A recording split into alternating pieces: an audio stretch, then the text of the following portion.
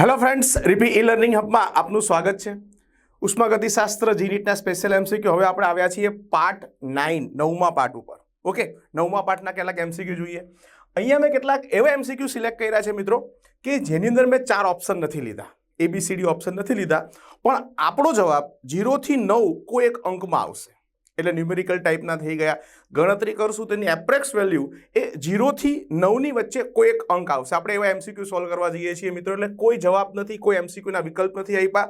આ 9 માંથી આપણે એક સિલેક્ટ કરશું। ઓકે, પહેલું છે પ્રબળ બેઝ સાથે એક પોલીબેઝિક એસિડ।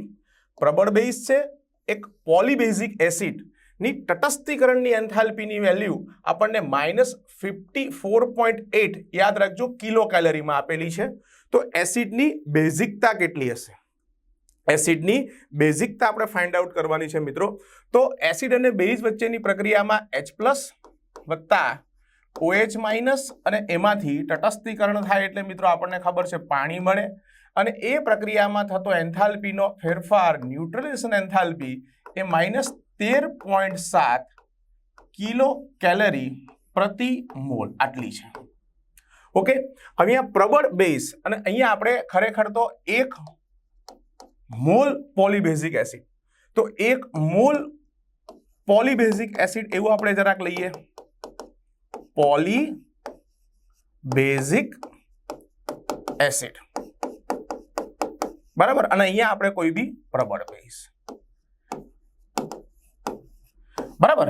એટલે એક પોલીબેઝિક એસિડ, પોલીબેઝિક એસિડ એટલે શું? તો એવા એસિડ કે જેની અંદર એક કરતા વધારે H+ આપણને મળે, જેમ કે H2SO4 છે, બરાબર, એ સ્વાભાવિક છે ડાયબેઝિક છે। એવી રીતે H3PO4 છે, ટ્રાયબેઝિક છે, બરાબર, એ 2H+ આપે, H3PO4 3H+ આપે। તો પોલીબેઝિક એસિડ એટલે એવા એસિડ કે જેમાં બરાબર એક કરતા વધારે H+ આવે, મોર ધેન 1, એક કરતા વધારે, એટલે મારે આમ કરવું પડે, H+ ની સંખ્યા જે છે એક કરતા વધારે આવે, બરાબર છે। અને આની તટસ્થીકરણ એન્થાલ્પીનું વેલ્યુ મિત્રો આ જે થાય, એક પોલીબેઝિક એસિડની પ્રબળ બેઝ સાથે પ્રક્રિયા કરીએ એટલે સ્વાભાવિક છે આપણને જે મળતું હતું તે ક્ષાર અને પાણી તો મળવાના જ છે, પણ ક્ષાર અને પાણીમાં તટસ્થીકરણ એન્થાલ્પીના વેલ્યુ એને આની માટે આપ્યા છે -54.8, બરાબર, કિલો કેલરી પ્રતિ મોલ। ઓકે, તો નોર્મલી એ 13.7 ઉત્પન્ન કરે 1 મોલ પાણી બને ત્યારે। તો અહીંયા પાણી કેટલા મોલ બને આપણને અંદાજ નથી, પણ અહીંયા આપણને આપેલું છે કે 54.7 54.8 મળે છે। તો બહુ સાદી વાત આપણે કરી શકીએ કે ભાઈ 1 મોલ પાણી બને, 1 મોલ પાણી બને તટસ્થીકરણથી, તો કેટલી ઉર્જા ઉદ્ભવે? તો ઉદ્ભવે 13.7 માઇનસમાં। તો એ રીતે આપણે પદ મૂકીને કહી દઈએ કે ભાઈ -13.7 ઉર્જા ઉદ્ભવતી હોય તો 1 મોલ હોય તો અહીંયા કેટલું થયું? -54.8। તો સ્વાભાવિક છે 54.8 ડિવાઇડેડ બાય 13.7, એટલે તમે આનો ભાગાકાર કરશો તો જવાબ તમને 4 મળશે, 4। ઓકે, તો સ્વાભાવિક છે તો પોલીબેઝિક એસિડ એ તમારો 4 ટાઈમ H+ આપે તેવો કોઈ હોવો જોઈએ। અને પ્રબળ બેઝના 1 મોલ નથી લેવાનો, 1 જ મોલ છે, એટલે 1 મોલમાંથી 4 વખત H+ આવશે, અને પ્રબળ બેઝ છે એમાંથી સ્વાભાવિક છે 4 મોલમાંથી 4 વખત OH આવશે, એટલે આપણને 4 મોલ શું મળશે મિત્રો? પાણી બનશે। ઓકે, એટલે આપણે 54.8 જે તટસ્થીકરણ એન્થાલ્પી હતી એના ઉપરથી આપણે અંદાજ કાઢ્યો કે એ તો નોર્મલ એન્થાલ્પી કરતા 4 ગણી છે, એટલે સ્વાભાવિક છે આ તમારા પોલીબેઝિક એસિડમાંથી 4 ટાઈમ H+ નીકળવા જોઈએ, બરાબર। એટલે એસિડની બેઝિકતા કેટલી થશે? તો જવાબ આવશે મિત્રો, એનો જવાબ આવશે 4। ઓકે, ચલો નેક્સ્ટ એમસીક્યુ પર જઈએ। શું છે એની પછીનો એમસીક્યુ? CH4 ની દહન એન્થાલ્પી 890.3 કિલો જૂલ પ્રતિ મોલ છે, જ્યારે 445.15 કિલો જૂલ ઉષ્મા ઉત્પન્ન થતી હોય તો ત્યારે તમે જોઈ શકો 44/x ગ્રામ CO2 શું છે? આ અહીંયા લખી નાખું છું, CO2 શું થશે?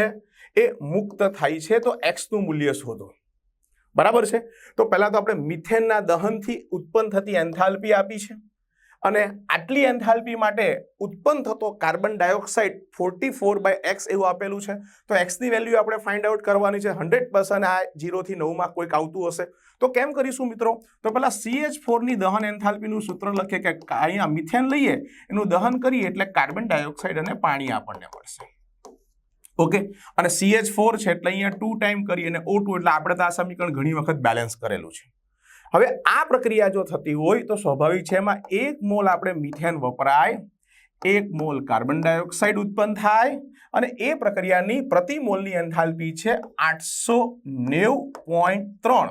શું છે મિત્રો એનો એકમ શું છે? કિલો જૂલ પ્રતિ મોલ.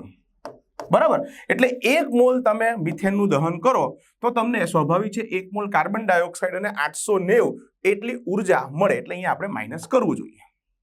ઓકે મિત્રો, હવે ધ્યાન આપજો કે આ પ્રક્રિયામાં જે એને કીધું છે કે ઉષ્મા ઉત્પન્ન થાય છે, એ પ્રક્રિયામાં કેટલી ઉષ્મા ઉત્પન્ન થઈ છે? 445.15. તો અહીંયા લખી નાખું છું 445.15 કિલો જૂલ પ્રતિ મોલ ઉષ્મા ઉત્પન્ન થઈ છે. બરાબર, અને હું ધ્યાનથી જોઉં ને આટલી ઉષ્મા ઉત્પન્ન થઈ છે એટલે માઇનસ મેં કરી દીધું. ઓકે, અને હું ધ્યાનથી જોઉં તો તમને પણ આ વાતનો આઈડિયા આવશે કે 890.3 એટલે જરાક તમને સમજ પડે તો 30 કરી નાખું અને અહીંયા 445.15 છે. તો તમે આને જો ભાગ્યા 2 કરશો ને તમને આ આંકડો મળશે. 890 ના અડધા 445, 30 ના અડધા 15, સાદો ભાગાકાર છે એટલે તમને આનો અંદાજ આવી જાય. તો આ આના કરતા સ્વાભાવિક છે અડધું છે. તો જો અહીંયા અડધું થતું હોય ને મિત્રો તો અહીંયા પણ અડધું થાય, 1/2 મોલ થશે અને અહીંયા પણ 1/2 મોલ થશે. એટલે સમીકરણ તો આને આ જ રહેશે, પણ અહીંયા 1/2 મોલ, અહીંયા 1 મોલ, અહીંયા 1/2 મોલ, અહીંયા 1 મોલ અને 1/2 મોલ બરાબર કાર્બન ડાયોક્સાઇડ હોય એટલે સ્વાભાવિક છે 44/2 બરાબર આટલા મોલ આપણે કાર્બન ડાયોક્સાઇડ લેવો પડે. કાર્બન ડાયોક્સાઇડનો અણુભાર કેટલો થશે? 44. તો આપણને શું આપેલું છે કે કાર્બન ડાયોક્સાઇડનું વજન અથવા ઉત્પન્ન થતો કાર્બન ડાયોક્સાઇડ 44/x છે. તો આ 44/2 ઉત્પન્ન થાય અને આને રકમમાં આપણને 44/x આપ્યું છે. તો બહુ સીધી વાત છે, આપણે x બરાબર કેટલા કહી શકીએ? 2. બરાબર, એટલે આનો જવાબ કેટલો આવશે મિત્રો? આનો જવાબ આવશે x બરાબર 2. ઓકે, x ની વેલ્યુ આપણને 2 મળશે. નેક્સ્ટ MCQ પર જઈએ મિત્રો. ત્યાર પછીનો છે ઇથિનની પોલિમરાઇઝેશનની એન્થાલ્પી -9x છે કિલોજૂલ પ્રતિ મોલમાં. 298 કેલ્વિન તાપમાને ડબલ બોન્ડ અને સિંગલ બોન્ડની એન્થાલ્પીના વેલ્યુ, કાર્બન કાર્બનના વેલ્યુ બરાબર, બંધ વિયોજન એન્થાલ્પીના વેલ્યુ આપણને 590 અને 331 કિલોજૂલ પ્રતિ મોલ આપેલા છે. તો x નું મૂલ્ય શોધો. આ 9x છે, એમાં x કેટલો છે તો આપણે ફાઇન્ડ આઉટ કરવાનો છે. પહેલા ઇથિન આપણે બધા બહુ સારી રીતે પરિચિત છીએ. CH2 ડબલ બોન્ડ CH2 બરાબર, એની આપણે એની હાવ કોઈ પણ રીતે એનું પોલિમરાઇઝેશન કરીએ ને તો એના પોલિમરાઇઝેશનથી CH2 સિંગલ બોન્ડ CH2 આપણને આવું કંઈક મળે. એટલે આ આપણો થયો ઇથિન. બરાબર છે, n ટાઈમ લીધો ને એમાંથી આપણને મળ્યો પોલિથીન. ઓકે, જે આપણે પ્લાસ્ટિકની બેગ ને બધું વાપરીએ છીએ, પોલિથીન પરિચિત છીએ. હવે આ પ્રક્રિયામાં એન્થાલ્પીનો ફેરફાર આપણને કેટલો આપ્યો છે? તો એ એન્થાલ્પીનો ફેરફાર આપણે લઈ લઈએ છે -9x. ઓકે, કિલો જૂલ પ્રતિ મોલ એ આપણને આપેલો છે. સમજાયું મિત્રો? આવું આપણને કે એને કીધેલું છે. હવે બરાબર ધ્યાનથી સાંભળજો.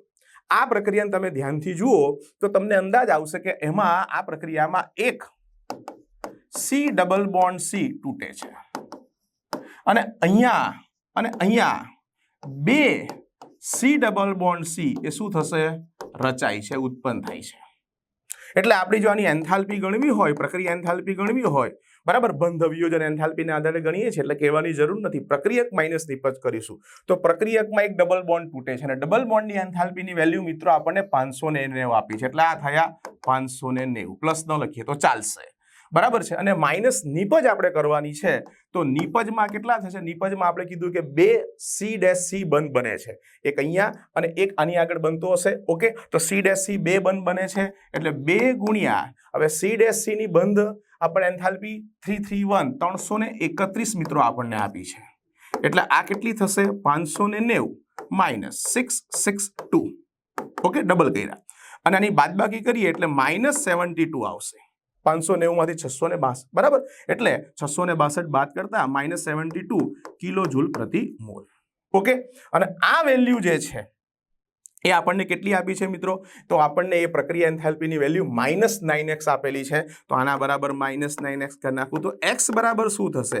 -72 - 9 એટલે 8 × 9 = 72 એટલે જવાબ આવશે 8. બરાબર, એટલે x ની વેલ્યુ કેટલી થશે મિત્રો? આમાં x ની વેલ્યુ આપણને મળશે 8. ઓકે, એટલે આનો જવાબ થશે 8. 83 માં જવાબ આવ્યો 8. ઓકે, નેક્સ્ટ એમસીક્યુ ઉપર જઈએ. બ્યુટ વનીન કરતા વધુ દહન એન્થાલ્પી કેટલા આલ્કીન સંયોજનની હશે? અહીંયા આપણને કેટલાક સંયોજનો આપેલા છે, આલ્કીન સંયોજનો છે. આપણે ફાઇન્ડ આઉટ કરવાનું છે કે કોની દહન એન્થાલ્પી, બરાબર, કોની દહન એન્થાલ્પી વધારે હશે આ બધામાંથી. તો આપણે એક એક સંયોજન જોઈ લઈએ. પહેલા બ્યુટેન, બ્યુટ વનીન, બરાબર, બ્યુટ વનીન કહીએ એટલે CH3 CH2 CH double bond CH2. Okay, આ આપણો થયો બ્યુટ વનીન. સાદી ભાષામાં એનું સૂત્ર લખીએ, અણુસૂત્ર લખીએ તો C4H8. ઓકે, આ એનું અણુસૂત્ર. હવે આપણે ઇથિનની વાત કરીએ. પહેલો ઇથિન છે, પછી પ્રોપીન છે, સિસ બ્યુટુઇન છે, ટ્રાન્સ બ્યુટુઇન છે, પેન્ટ 1 છે, 2 મિથાઇલ પ્રોપ 1 છે. ઓકે, તો આમાં સ્વાભાવિક છે કોની દહન એન્થાલ્પી વધારે હશે?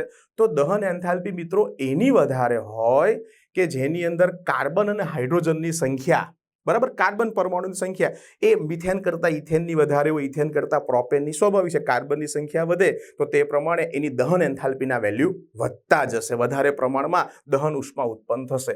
તો ઇથિન પ્રોપીન, ઇથિન કહીએ એટલે બધાને ખબર જ છે મિત્રો, CH2 ડબલ બોન્ડ CH2, એમાં તો 2 કાર્બન આવશે. આપણે કેટલાની એન્થાલ્પી વધુ હશે તે ફાઇન્ડ આઉટ કરવાનું છે. તો પહેલા CH2 ડબલ બોન્ડ CH2 થશે. ઇથિન પ્રોપીનમાં આપણે કરીએ તો CH3 CH double bond CH2, આમાં 3 કાર્બન છે.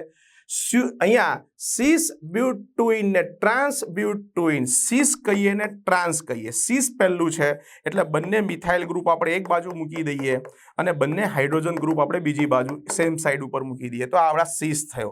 અને ટ્રાન્સ કહીએ એટલે એના જેવું જ થશે, પણ 2 હાઇડ્રોજનની પોઝિશન કે 2 મિથાઇલની પોઝિશન એકબીજા કરતા વિરુદ્ધ આવશે. બરાબર, આ ગમે તે કરીએ મિત્રો, પણ આનું અણુસૂત્ર તો આને યાદ રહેવાનું છે, C4H8. ઓકે, બધામાં 4 કાર્બન અને 8 હાઇડ્રોજન, એ તો એને જ રહેવાના છે. પછી એક છે પેન્ટ 1. પેન્ટ 1 કહીએ એટલે સ્વાભાવિક છે 5 કાર્બન આવી રીતના અહીંયા ડબલ બોન્ડ આવશે, અને પછી CH3 CH2 CH2 CH અને CH2. બરાબર, તો આમાં 5 કાર્બન છે, તો આમાં સ્વાભાવિક છે કાર્બન હાઇડ્રોજનની સંખ્યા વધારે છે, તો આના દહનથી આપણને વધારે ઉષ્મા મળી શકે. અને પછી છેલ્લો છે 2 મિથાઇલ પ્રોપ 1.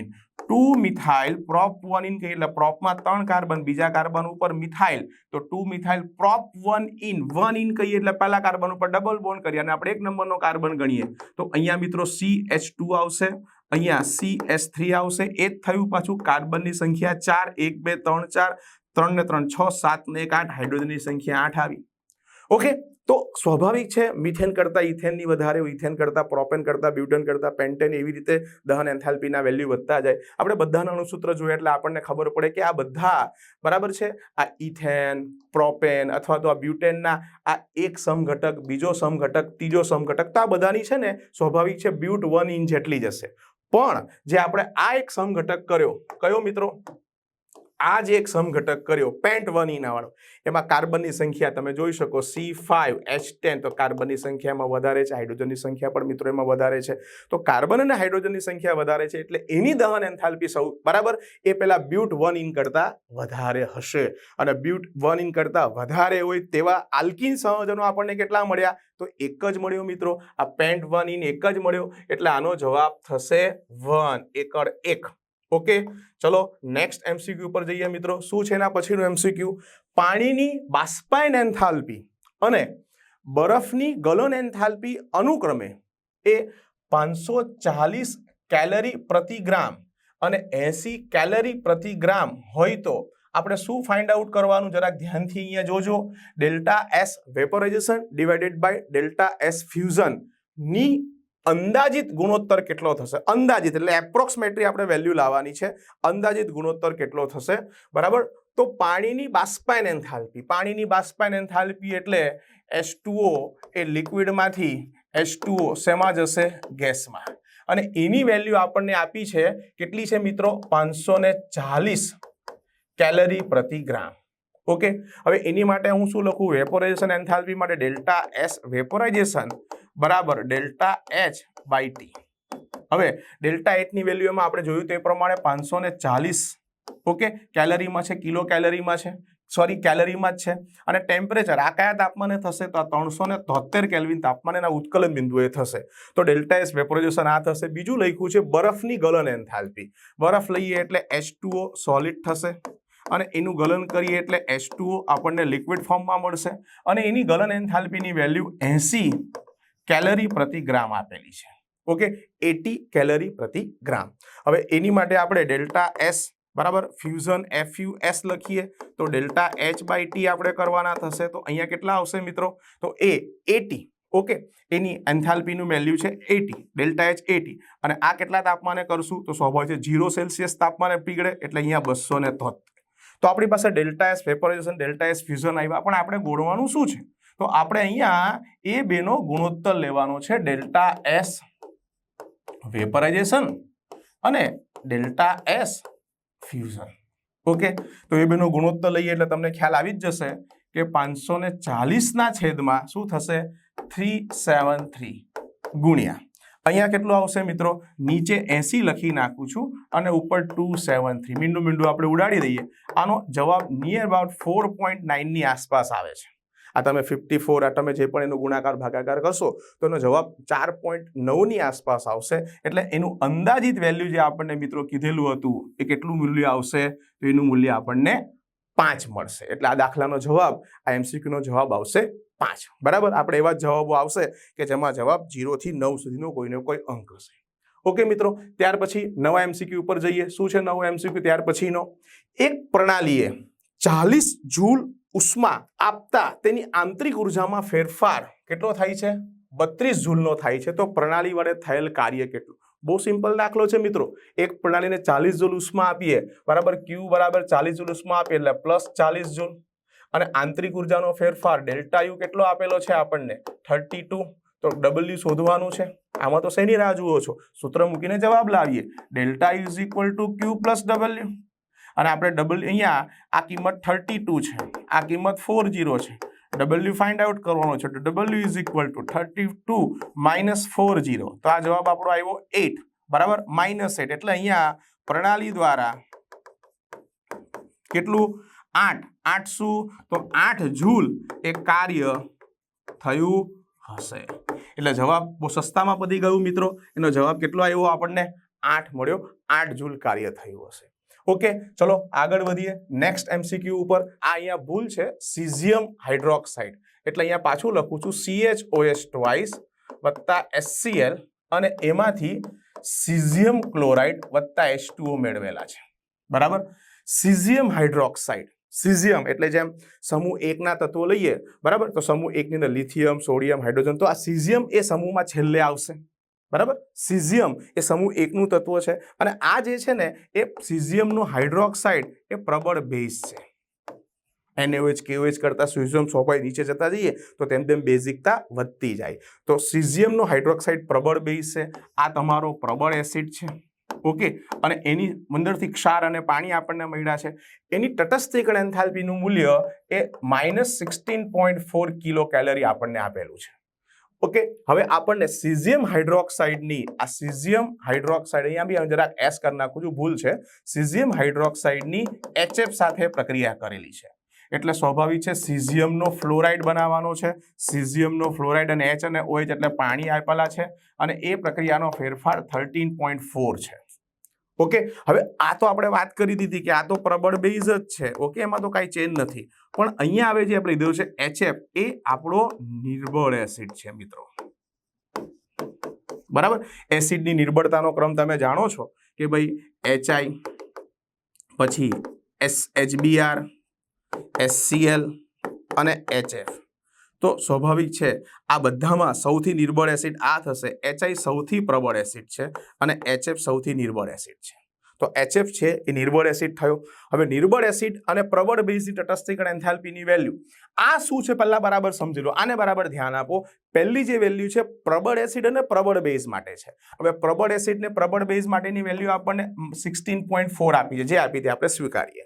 અને નિર્બળ એસિડ બરાબર પ્રબળ બેઝ અને નિર્બળ એસિડની વેલ્યુ આપણને આપી છે 13.4. આગળ પણ આપણે આવા એમસીક્યુ કર્યા છે મિત્રો.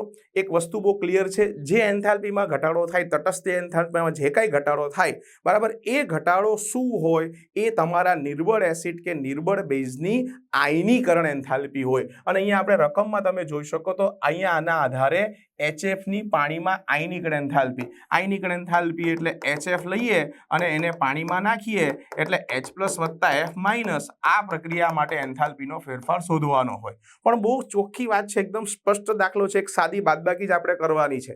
જ્યારે તમે પ્રબળ લો એટલે પ્રબળ એસિડ ને પ્રબળ બેઝ લો, એના વેલ્યુ કરતા પ્રબળ સાથે કોઈ પણ નિર્બળ એસિડ કે નિર્બળ બેઝનું કરાવો તો વેલ્યુ ઓછું જ આવશે ને જે વેલ્યુએશનમાં ઘટાડો થશે 2 નો 5 નો 15 નો જે કાંઈ ઘટાડો થશે એ ઘટાડો એ તમારા નિર્બળ એસિડ કે નિર્બળ બેઝની આયનીકરણ એન્થાલ્પી જ હોય. તો સ્વાભાવિક છે અહીંયા 16.4 છે, અહીંયા 13.4 છે, મોઢે ગણી શકાય એમ છે. કેટલાનો ડિફરન્સ આવે છે મિત્રો? 3 નો ડિફરન્સ આવે છે. તો 3 શું થશે? તો HF ને પાણીમાં નાખીને આયનીકરણ થયું તો એની એન્થાલ્પીનું મૂલ્ય એ આપણને 3 એકમ લઈ શકીએ કેલરી પ્રતિ મોલ. એટલે આનો જવાબ કેટલો મળ્યો મિત્રો? આપણને 3 જવાબ મળ્યો. તો આનો જવાબ આવશે 3. ઓકે, બહુ સિમ્પલ દાખલો થઈ ગયો. આગળ વધીએ મિત્રો. ત્યાર પછીનો શું દાખલો છે? 88મો એમસીક્યુ મિત્રો. H2 ગેસ વત્તા Cl2 gas will give you 2 time HCl gas. 27 Celsius તાપમાને ઉપરોક્ત પ્રક્રિયામાં આંતરિક ઉર્જાનો ફેરફાર 2 કેલરી છે. આંતરિક ઉર્જાનો ફેરફાર એટલે ડેલ્ટા યુ આપણને આપેલો છે, 2 કેલરી, 2, બરાબર. અને એન્થાલ્પીનો ફેરફાર એટલે ડેલ્ટા H એ આપણે ફાઇન્ડ આઉટ કરવાનો છે. સમીકરણ આપણને H2 ગેસ Cl2 ગેસ તો આપણને મિત્રો અંદાજ આવી જ જાય કે કયું સૂત્ર વાપરવાનું છે. તો ડેલ્ટા H બરાબર ડેલ્ટા યુ પ્લસ શું થશે મિત્રો? Delta NgRT. ઓકે, આનો ડેલ્ટા NG ગણીએ તો બહુ સિમ્પલ વસ્તુ છે કે નિપજ માઇનસ પ્રક્રિયકો કરીએ. નિપજોમાં વાયુના મોલ 2 છે, પ્રક્રિયકોમાં આનો 1 મોલ આનો 1 મોલ એટલે એના 2 મોલ 2 થયા. તો 2 - 2 એટલે મિત્રો કેટલું મળ્યું આપણને? 0. તો ડેલ્ટા H બરાબર ડેલ્ટા યુ પ્લસ 0 વત્તા RT. એટલે ટૂંકમાં મારું કેવું એમ છે કે ડેલ્ટા H બરાબર શું મળશે? Delta you. પણ ડેલ્ટા યુ તો આપણને ઓલરેડી આપેલો છે. આંતરિક ઉર્જાનો ફેરફાર આપણને 2 કેલરી આપેલો છે. જો એ 2 કેલરી હોય તો ડેલ્ટા H પણ કેટલો થવાનો? 2 કેલરી થવાનો છે. બહુ સિમ્પલ છે. એટલે જવાબ કેટલો આવશે મિત્રો? અહીંયા 2 કેલરી પ્રમાણે જવાબ આવશે 2. ઓકે, ત્યાર પછી નેક્સ્ટ એમસીક્યુ જોઈએ. નીચેના પૈકી કેટલા ફેરફારમાં એન્ટ્રોપી ઘટશે? You have to find out કેટલામાં એન્ટ્રોપીમાં ઘટાડો થશે. આપણને કંઈક 5-7 ચેન્જીસ જે આપેલા છે તેને આપણે એક પછી એક જોતા જઈએ. પહેલું લઈએ લોખંડનું ક્ષારણ. લોખંડનું ક્ષારણ એટલે મિત્રો લોખંડનું કટાવું, બરાબર, કાટ લાગવાની ક્રિયા. લોખંડનું કટાવું, લોખંડની કાટ લાગવાની ક્રિયામાં એ એન્ટ્રોપી વધે. કારણ કે આયન જે છે આયન ઓક્સાઇડમાં કન્વર્ટ થાય, એનું સંયોજન બને, ઓક્સિજન સાથે સંયોજાય, બરાબર. એટલે લોખંડના કટાવાની પ્રોસેસમાં એની એન્થાલ્પી વધે. આપણે ઘટે તે શોધવાનું છે. એટલે પહેલામાં શું થશે? વધે છે. તો આ નહીં આવે. બીજું NH4Br, બરાબર છે, એ પાણીમાં જાય એટલે NH4+ અને Br-. આ NH4Br જે છે એમોનિયમ બ્રોમાઇડ એક સોલ્ટ છે, સોલિડ સ્વરૂપમાં હોય અને એને પાણીમાં નાખો એટલે એમોનિયમ આયન ને બ્રોમાઇડ આયન બને. તો સ્વાભાવિક છે એ જે સોલિડ હતો પાણીમાં નાખ્યો એટલે આયન ઉત્પન્ન કર્યા તો અવ્યવસ્થા વધી અને અવ્યવસ્થા વધી એટલે એન્ટ્રોપી વધે. તો આ પણ મિત્રો આપણે નહીં લઈએ. હવે ત્રીજું છે Ag+ આયન ધરાવતા અહીંયા દ્રાવણમાં, બરાબર, દ્રાવણમાં જલીય HCl ઉમેરતા.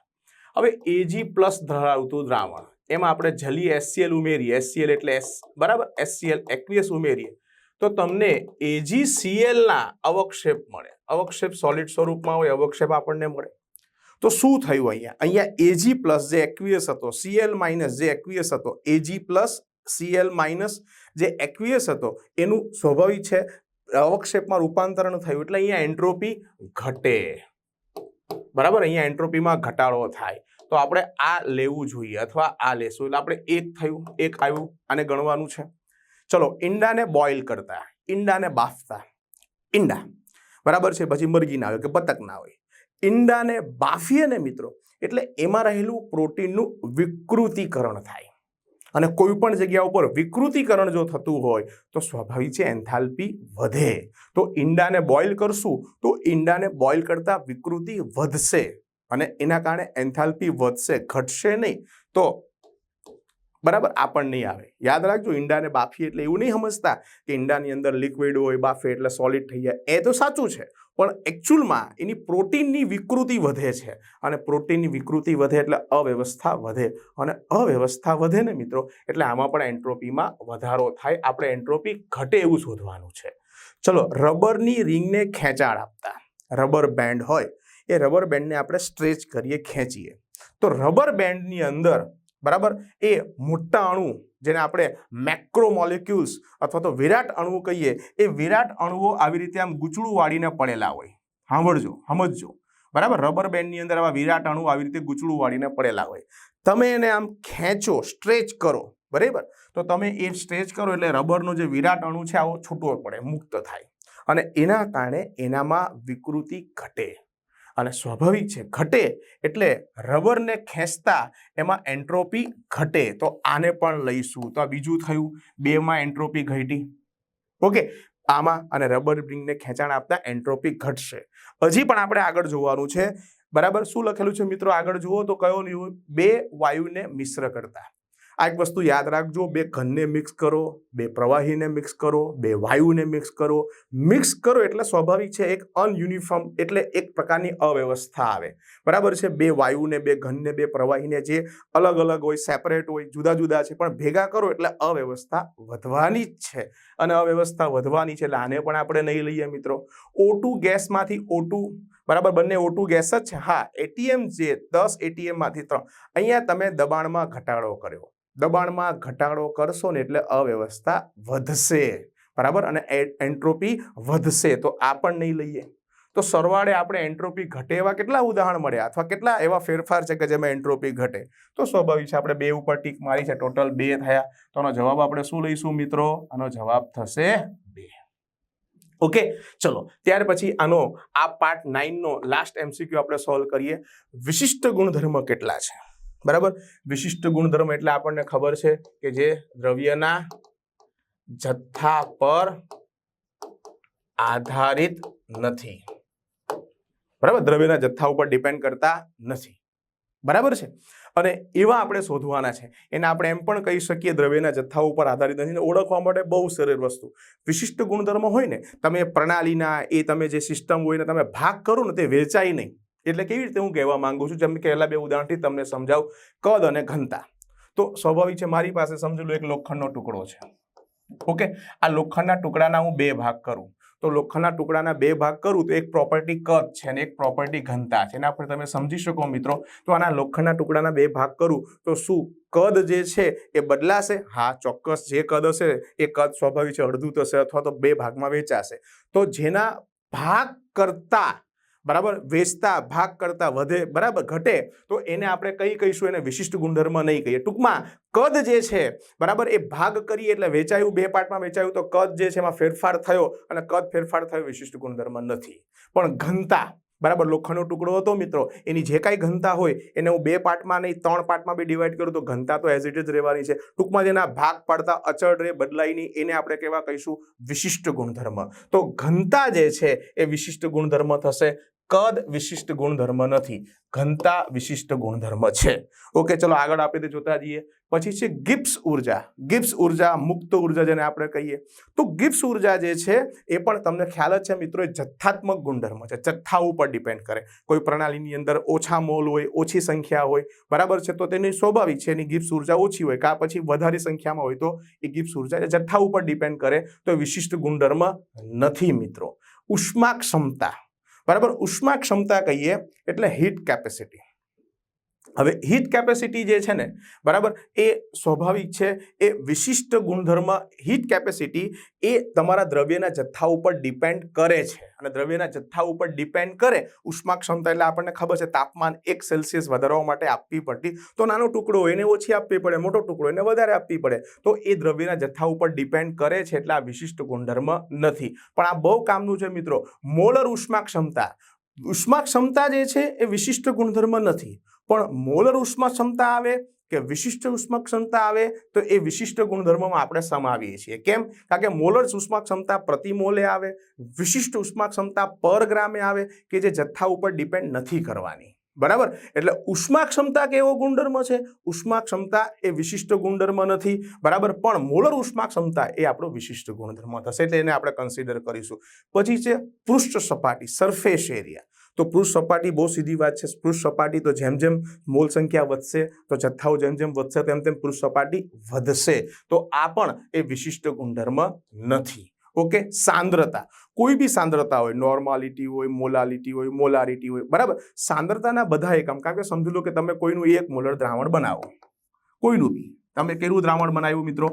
1 મોલર દ્રાવણ બનાવ્યું. હવે 1 મોલર દ્રાવણને હું 2 ભાગમાં વેચું, બરાબર છે, એ 2 ભાગમાં વેચું, કદાચ 3 ભાગમાં વેચું, તો સાંદ્રતા તો જે હોય તેને તે જ રહેવાની છે. સાંદ્રતા કંઈ બદલાવાની નથી, સાંદ્રતા અચળ રહેવાની છે. એના તમે ગમે એટલા ભાગ પાડો, દરેક ભાગની સાંદ્રતા 1 મોલ જ રહેવાનું છે. ટૂંકમાં ભાગ પાડતા બદલાયની અચળ રહે, એને આપણે વિશિષ્ટ ગુણધર્મ કહીએ છીએ. એટલે બધી જ સાંદ્રતા શેમાં આવશે મિત્રો? વિશિષ્ટ ગુણધર્મમાં આવશે. પીએચ વેલ્યુ, પીએચ વેલ્યુ પણ એક પ્રકારની મોલર સાંદ્રતા જ છે. ઓકે, અને પીએચ વેલ્યુ એક પ્રકારની મોલર સાંદ્રતા છે, H3O પ્લસ આયનની મોલર સાંદ્રતા છે, એટલે સ્વાભાવિક છે પીએચ પણ કેવો થશે? એ વિશિષ્ટ મૂલ્ય થશે. બાષ્પ દબાણ, બરાબર, બાષ્પ દબાણ એટલે એની બાષ્પો દ્વારા ક્રિએટ થતું ઉદ્ભવતું દબાણ, અને બાષ્પ દબાણ પણ મિત્રો વિશિષ્ટ ગુણધર્મમાં સમાવેશ કરીશું. ઓકે, આંતરિક ઉર્જા, ઇન્ટરનલ એનર્જી, આંતરિક ઉર્જા જથ્થાત્મક ગુણધર્મ છે, જથ્થા ઉપર ડિપેન્ડ કરશે, એટલે વિશિષ્ટ ગુણધર્મ નથી. તો સ્વાભાવિક છે આ વિશિષ્ટ ગુણધર્મ નથી.